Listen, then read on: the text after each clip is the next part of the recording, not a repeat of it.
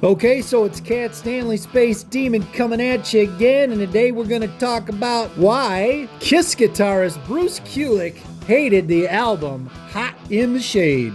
Now, Hot in the Shade was released in October of 1989, and much like the band's predecessor, Crazy Crazy Nights, which released in 1987, Hot in the Shade relies heavily on outside songwriters the band had worked with previously, including Paul Stanley's good friends Desmond Child and Holly Knight, as well as Adam Mitchell and Bob Halligan Jr. Of course, Michael Bolton co-wrote the song Forever, the album's big hit, the power ballad. Also, Tommy Thayer co-wrote a couple songs on the record with Gene Simmons. Of course, Gene Simmons had produced his band Black and Blue.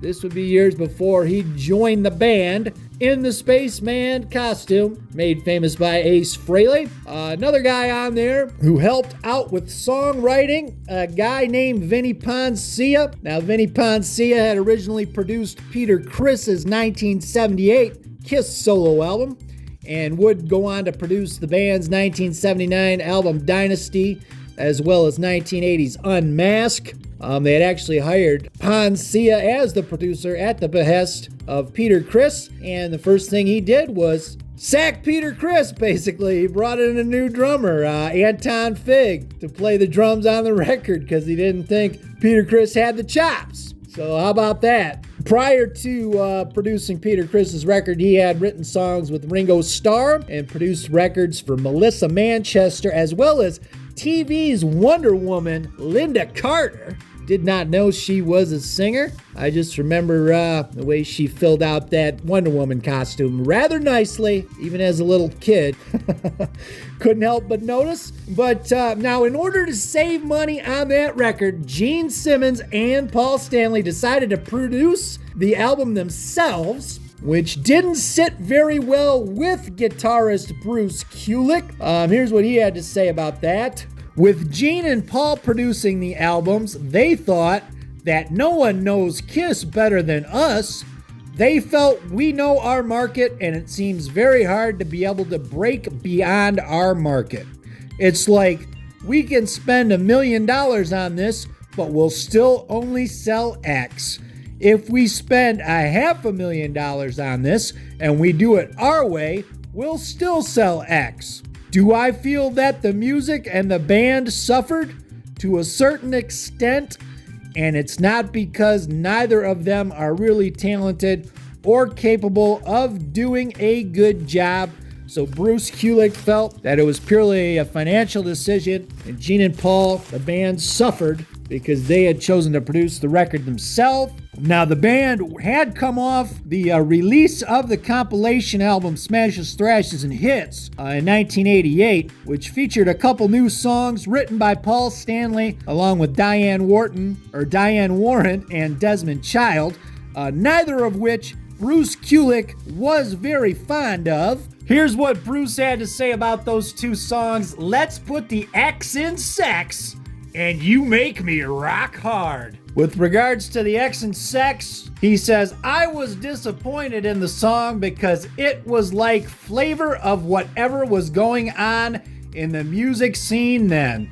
Musically speaking, the song was very derivative of things that were going on in the late 80s, and he kind of reiterates that with regards to You Make Me Rock Hard. He says, Paul was copying what was popular at the time. It's not a song to be proud of. So obviously Bruce Kulick was not very happy with the direction of those two songs from the Smashes and Thrashes and Hits compilation, which unfortunately would be a harbinger of things to come on Hot in the Shade, which he referred to as his least favorite Kiss album. He says, there was nobody cracking the whip, and everything was a compromise, and ultimately the music suffered. We started off doing demos on 24-track. It wasn't that expensive because we weren't in a studio that was that fancy. It wound up where we said, let's just overdub on the demos. I don't really like doing that, but I understand the process. I think we should have used an outside producer to come in and say, you don't need 15 songs and you guys don't have a clear direction here. Eric Carr was very unhappy during that record. There's even a song or two that have a drum machine instead of him playing drums, and that bothered him. And I didn't have the guts to say what I wanted to say. I wasn't really that pleased with the record. So in spite of the fact that Bruce Kulick had actually referred to the Crazy Crazy Nights album as a very well done pop album, he'd become a bit disenfranchised with the songs from Smashes, Thrashes, and Hits, and now Hot in the Shade. He was very unhappy with that record and admits that he didn't have the balls to stand up to Gene Simmons and Paul Stanley, much in the same way that he admitted that during the production of Alive 3, which he was unhappy of, he didn't have the balls to stand up to Gene and Paul and Eddie Kramer then either. Now, there was a couple songs on there that Vinnie Poncia had written with Paul Stanley, where Poncia admits that they were trying to capture a Bon Jovi vibe. Here's what he had to say about King of Hearts. He says, at that time, we were competing with all the Bon Jovi songs. Paul loved the Bon Jovi stuff. He loved Living on a Prayer. And then he goes on to say, with regards to the song Silver Spoon was our version of the type of pop rock song Bon Jovi was doing at that time. Paul wanted to establish himself in the circle of successful songwriters at that time, people like Desmond Child, Holly Knight, Diane Warren. He felt he was as good as them. He wanted people to know he could write a really good rock song with a quality lyric and not just writing songs about effing. So Paul wanted to be known among some of the top pop songwriters at the time, and Bruce expressed some concern about him writing with Poncia. Here's what he said about their collaboration on that record.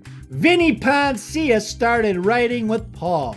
I was a little concerned when Vinnie got involved with the songwriting, thinking he doesn't bring with him a vintage Kiss sound. Most of Hot in the Shade were demos that became the record. I think it was a very compromised album. I don't have fond thoughts about many of the songs. Paul was growing out of that Bon Jovi 80s thing, but not really landing in the right era anyway. I think he was groping to find a direction. Most of the Hot in the Shade songs I don't feel happy about. Interesting that Kulick says Paul was actually growing out of that Bon Jovi thing, when here Vinnie Poncia says no, they were trying for Bon Jovi. They were trying for another Living on a Prayer. They were trying for Bad Medicine. They were trying She's a Little Runaway. But Kulick did have an interesting thing to say about the song Boomerang from that record. A song that I really dig. I think it's a really cool song. Here's what he says about Boomerang. I think I was high when I wrote it. I had this fancy fast riff and thought, whoa, this is cool. It was like AC/DC on speed. That song was definitely not to Paul's liking. He was against that kind of stuff. Gene really liked it.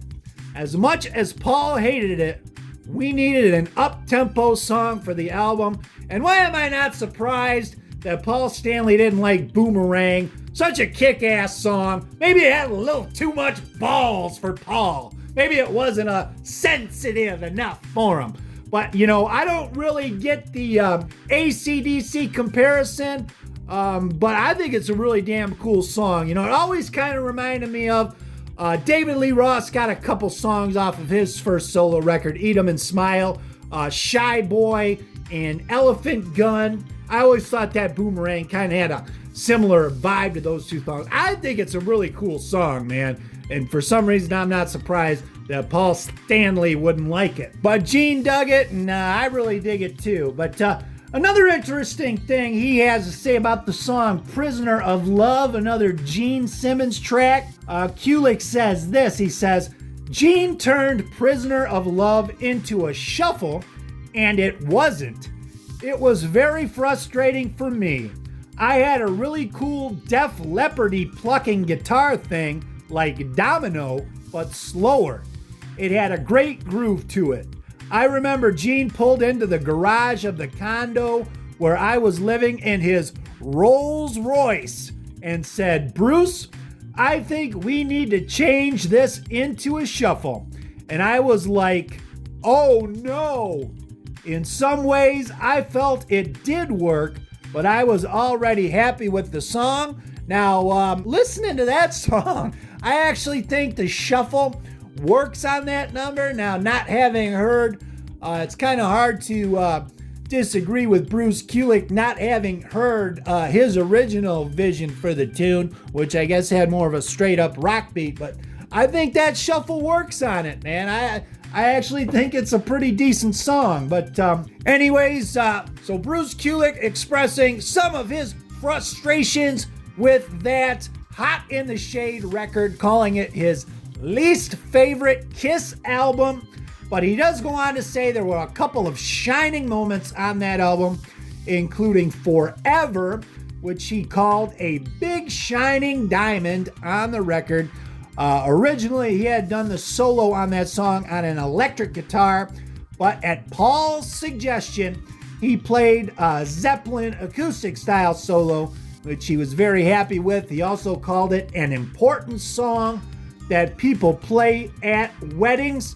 And so there you go, Bruce Kulick, not happy with that Hot in the Shade album. Just didn't think Paul and Gene had what it took, I guess, to be the producers. Felt things were a bit compromised, that they were just trying to kind of skimp on the budget, save a little money, thinking that they were going to sell X amount of records, regardless of whether or not they brought in a producer or not.